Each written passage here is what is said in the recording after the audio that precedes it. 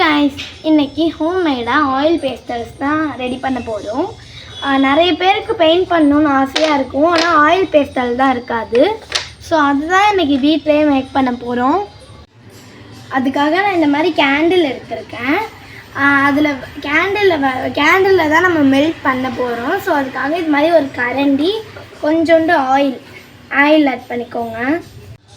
So next நீங்கள் normal க்ரையான்ஸ்லாம் வச்சுருப்பீங்களா, ஒரு 10 rupees, அதை எடுத்து போட்டுக்கோங்க.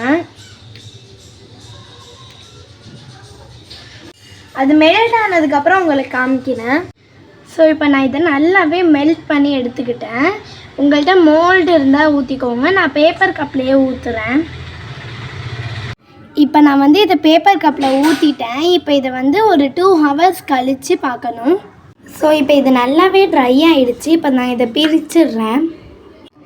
இதை நான் எடுக்கக்குள்ளேயே உடஞ்சிருச்சு. இப்போ நான் ஆயில் பேஸ்டல் மாதிரி இருக்கா இல்லையான்னு அடித்து காட்டுறேன் பாருங்கள். நல்லா பிளண்ட் பண்ணுறதுக்கும் நல்லாயிருக்கு. ஸோ இந்த வீடியோ உங்களுக்கு பிடிச்சிருந்துச்சுன்னா லைக் பண்ணுங்கள், ஷேர் பண்ணுங்கள், கமெண்ட் பண்ணுங்கள்.